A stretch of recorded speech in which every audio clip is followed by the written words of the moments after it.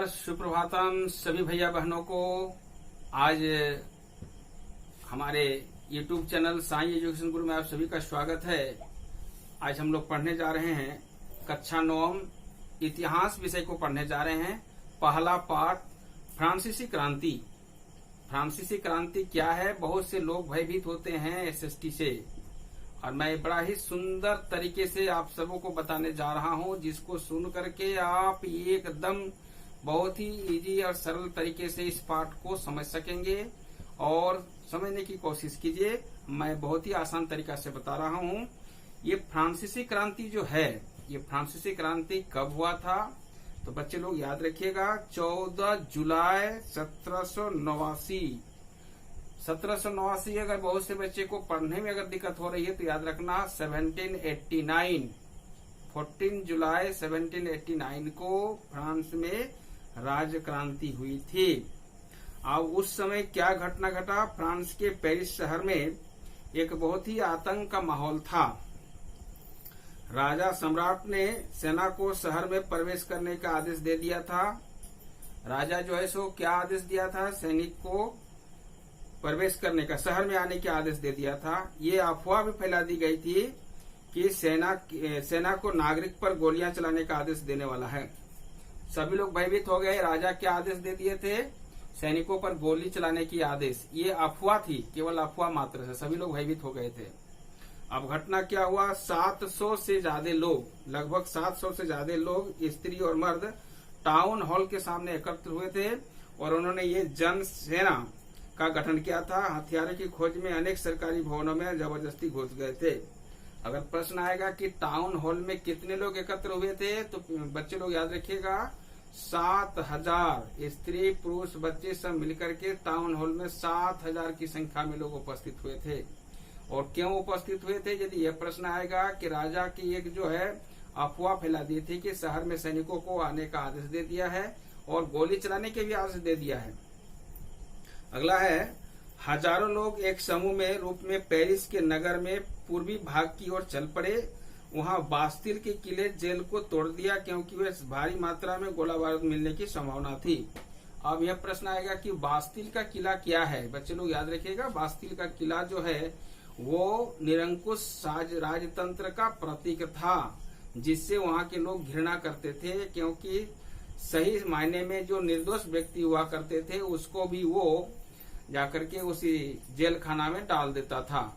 जिस प्रकार के कंस राजा जो है अपने पिताजी और वहां के रहने वाले साधु संतों को, निर्दोष जो थे, उनको जेल कारागार में डाले थे, उसी प्रकार से लुई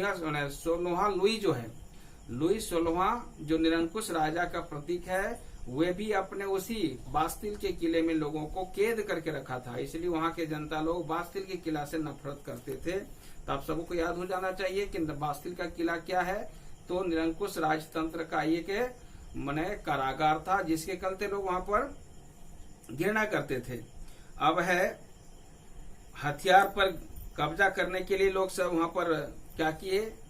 माने तोड़ फोड़ कर दिया। कहा जाता है, ना रहेगी बांस ना बजेगी बांसुरी। इसी हालत पर लोग वहां जो बास्तिल का किला था उसको तहस नहस कर दिया, नष्ट कर दिया गया, ताकि वहां भारी मात्रा में बारूद और सामान भी मिल पाएगा और जितने भी निर्दोष व्यक्ति को कैद करके रखा था उसको हटा दिया जाएगा। इस प्रकार से जेल में बंद 7 कैदियों को छुड़ा लिया गया।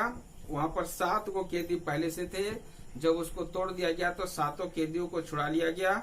सम्राट की निरंकुश शक्तियों का प्रतीक होने के कारण लोग बास्तिल के किले से घृणा करते थे, इसलिए इसे ढा दिया गया, नष्ट कर दिया गया। प्रश्न आएगा कि बास्तिल के किला को लोग क्यों ढा दिए गए?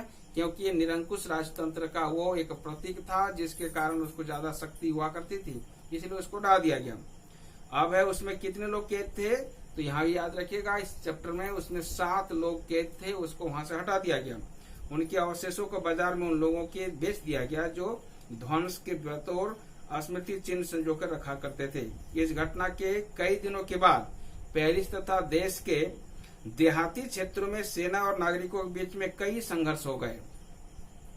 अधिकांश नागरिक पावरोटी की कीमतों की गई वृद्धि का विरोध कर रहे थे। वहाँ दाम जो पावरोटी का था वो दाम बढ़ गया था, जिसके कारण लोग विरोध कर रहे थे। क्योंकि दैनिक के उपयोगी वस्तु था, आवश्यक सामग्रियां थी, उसके बिना लोग जीवित नहीं रह सकते, उन पर ज्यादातर दाम बढ़ा दिया था, इसलिए उसको विरोध कर रहे थे।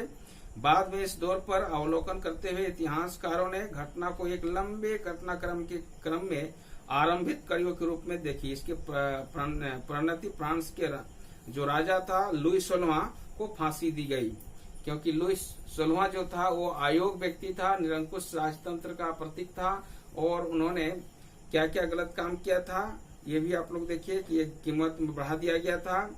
और इसी पर विचार करते हुए इतिहासकारों ने इस घटना को एक लंबे घटनाक्रम पर जाकर के कड़ियों के रूप में देखा, और लास्ट में निर्णय यही हुआ कि लुई 16वां को फांसी दी गई। और इस प्रकार से अधिकांश लोग ऐसे किसी परिणाम की उम्मीद नहीं थी जो ये कैसे करते। अब हम लोग देखेंगे 1789 ईस्वी में जो फ्रांस का राजतंत्र था, वो जो समाज था, वहाँ समाज कितने वर्गों में बटा हुआ था, तो याद रखिएगा वो समाज 3 वर्गों में बटा हुआ था। तो वहाँ का जो राजा था उसका नाम क्या था, लुई 16वां। वो कैसे थे, निरंकुश राजतंत्र के प्रतीक थे। वो किस राजवंश से संबंध रखता था, याद रखिएगा बुर्बो राजवंश का वो प्रतीक था लुई 16वां। 1774 में फ्रांस का शासक बना था। कितने ईस्वी में शासक बना था, 1774 ईस्वी में फ्रांस का शासक बना था। उस समय केवल वो 20 वर्ष का था, और ऑस्ट्रिया की राजकुमारी मेरी एंतोएनत से उसका विवाह हुआ था। जब उसकी विवाह हुई थी उम्र क्या था, 20 साल, और उसकी राजकुमारी का नाम क्या था, जो ऑस्ट्रिया की राजकुमारी थी उसका नाम था एंतोएनत, से उसका विवाह हुआ था। शासन की बागडोर जैसो कि अपने हाथ में संभाल रहे थे। उस समय क्या देखे, राजकोष खाली था। अब सभी को प्रश्न आएगा कि जब राजा बने 1774 में, तो राजा बनते ही राजकोष खाली होने के क्या कारण था, तो इसका उत्तर होगा बहुत दिनों से युद्ध करते रहने के कारण, युद्ध होते रहने के कारण फ्रांस के वित्तीय संसाधन समाप्त हो चुके थे, और बरसाए के विशाल महल और राज दरबार की प्राचीन शानो शौकत की बनाए रखने के फिजूल खर्ची का बोझ अलग से था। लुई 16वां के शासनकाल के दौरान फ्रांस ने अमेरिका में स्थित 13 ब्रिटिश उपनिवेशों का साझा शत्रु ब्रिटेन के स्वतंत्रता प्राप्त करने में उसकी मदद की थी। इस युद्ध के कारण फ्रांस का 10 अरब लिबरे से भी अधिक का कर्ज और चढ़ गया था, और 2 अरब लिबरे का कर्ज तो फ्रांस पर पहले चढ़ा हुआ था ही, और इसके बाद 10 अरब लिबरे का फ्रांस पर और कर्ज चढ़ गया। कारण क्या हुआ, सरकार का कर्जदाता अब 10% ब्याज मांगने लगे थे। परिणाम स्वरूप फ्रांसीसी सरकार अपने बजट का बहुत बड़ा हिस्सा दिन प्रतिदिन बढ़ते जा रहा था। कर्ज चुकाने पर कर्ज का खर्चा के लिए मजबूर थी। सेना के रख रखाव का राज दरबार, सरकारी कार्यालय और विश्वविद्यालयों के चलाने जैसे अपने नियमित खर्च के लिए फ्रांसीसी सरकार करों में वृद्धि के लिए बाध्य हो गई थी।